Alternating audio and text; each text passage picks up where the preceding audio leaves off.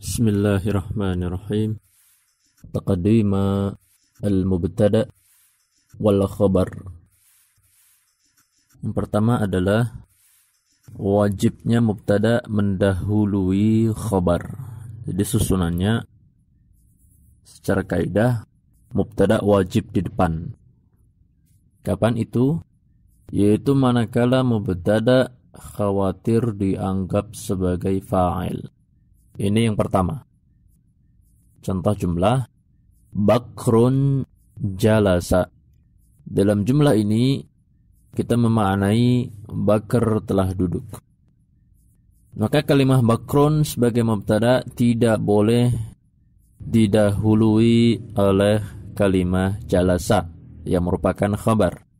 Karena andaikan kalimah jalasa mendahului Bakrun, maka kalimah Bakrun akan dikatakan sebagai fa'il. Ya. Nah, ini ketika khawatir dianggap sebagai fa'il, maka bakrun tidak boleh didahului oleh khobarnya.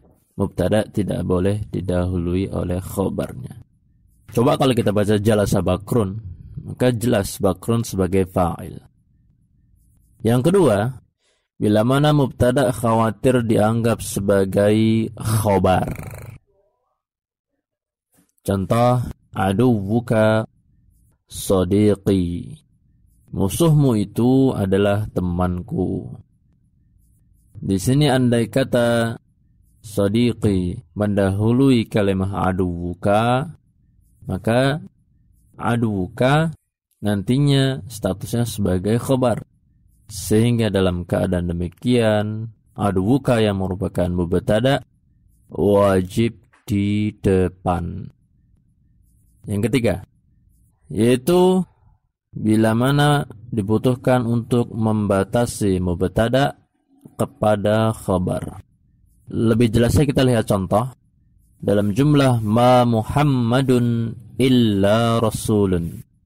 Tidaklah Muhammad sallallahu alaihi wasallam melainkan seorang utusan. Ya.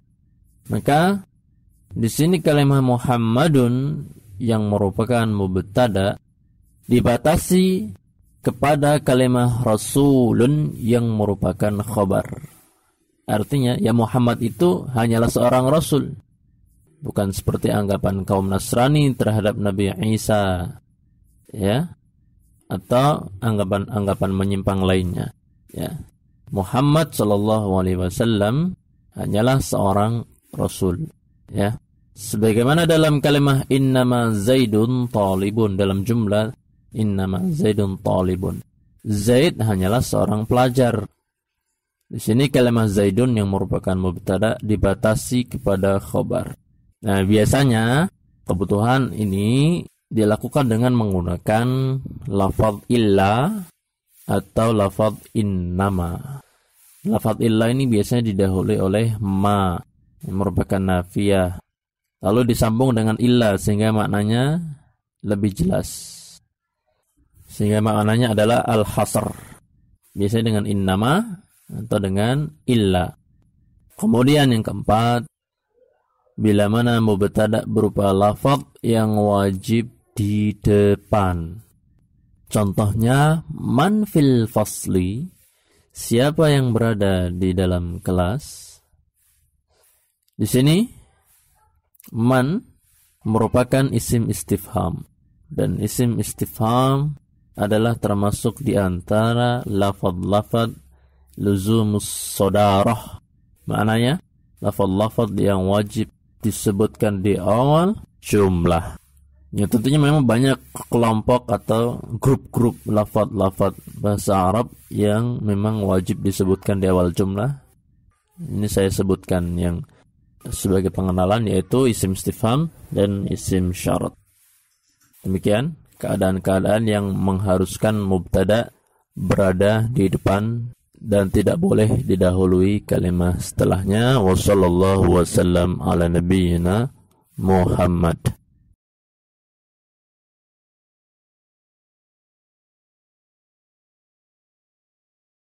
Bismillahirrahmanirrahim. Tidak mau kalah dengan mubtada, maka khabar pun juga punya kesempatan untuk mendahului mubtada.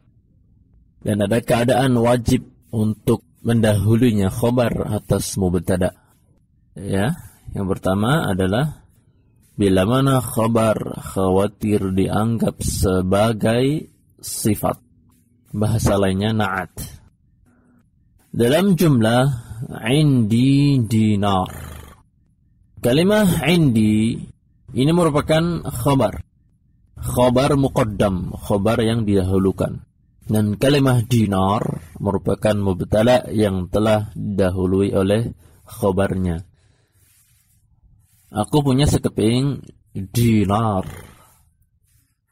Nah, di sini kalimah indi yang merupakan khabar, andai kata diakhirkan setelah kalimah dinar, kalau kita baca dinarun indi, maka status kalimah indi kondisional. Ya, kondisional.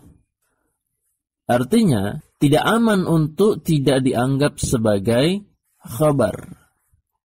Karena bisa jadi dalam sebuah konteks jumlah, kalimah indi nantinya berstatus sebagai sifat.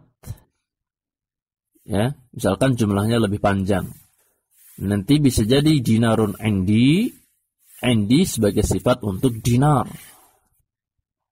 Maka dalam keadaan demikian, kalimah indi yang merupakan khabar wajib mendahului kalimah dinar agar tidak dianggap sebagai sifat untuk kalimah dinar. Yang kedua, membatasi khabar kepada mubtada. Contoh dalam jumlah innamas syuja'u zaidun. Misalkan ada segerombolan pasukan yang pemberani ternyata si Zaid doang. Maka ketika kita ingin membatasi keberanian, sifat pemberani itu ada hanya pada si Zaid, maka kita katakan innamas syuja'u zaidun. Ya. Ini juga biasanya dengan lafaz innama atau dengan lafaz illa. Ya. Tujuannya apa? Al-hasr, pembatasan. Maka kalimah asy-syuja' yang merupakan khabar, ya, mubtadanya adalah kalimah zaidun. Kalimah asy-syuja' wajib di depan. Wajib mendahului kalimah zaidun. Karena kalau kita katakan zaidun syuja', belum tentu yang pemberani hanya Zaid saja. Bisa jadi selain Zaid dari pasukan yang ada juga pemberani. Cuman karena kita ingin membatasi pemberani itu ya si Zaid, maka kita katakan innamas syuja'u Zaidun. Khabarnya wajib mendahului mubtada. Yang ketiga, bila mana khabar berupa lafaz yang wajib di depan. Nah, kalau memang lafaz-lafaz yang wajib di depan, ini juga seperti mubtada. Kalau memang khabarnya berupa lafaz luzumus sodarah, pun wajib mendahului mubtada. Seperti dalam jumlah matal ikhtibar, kapankah ujian? Maka mata ini adalah khabar berupa isim istifham. Wajib mendahului al-ikhtibar yang merupakan mubtada. Karena nggak boleh kita katakan al-ikhtibaru mata. Secara kaidah ya, kita katakan lafaz seperti mata kaifa harus di awal jumlah. Dan yang keempat adalah bila mana mubtada bersambung dengan dhamir yang kembali kepada sebagian khabar. Kita lihat penjelasannya. Dalam jumlah fis sayyarati sa'iquha, di dalam mobil itu ada sopirnya, ada pengendaranya. Nah, ini mubtada'nya adalah sa'iquha. Di sini ada dhamir ha, dhamir muannats. Dhamir ini menunjukkan kepada kalimah as-sayyarah. Nah, kalimah as-sayyarah ini adalah rangkaian jar majrur yang menduduki status khabar. Kalau kita lihat secara penulisan, kalimah as-sayyarah ini adalah sebagian daripada status khabar. Karena status khabar itu ada pada rangkaian fi sayyarah. Jadi ada dua kalimah, fi dan kalimah as-sayyarah. ketika kita tahu kalimah as-sayyarah adalah bagian daripada khabar, yaitu fis sayyarah, dan ternyata mubtada bersambung dengan dhamir, maka di sini kalimah fis sayyarah wajib mendahului mubtada. Ya. Contoh lain, fiddari sahibuha. Di dalam bangunan itu ada pemiliknya. Fiddar adalah khabar, rangkaian jar majrur fi dan ad-dar. Sahibuha adalah mubtada. Mubtada yang ada bersambung dengan dhamir ha. Ha-nya ini menunjukkan kepada kalimah ad-dar. Ya.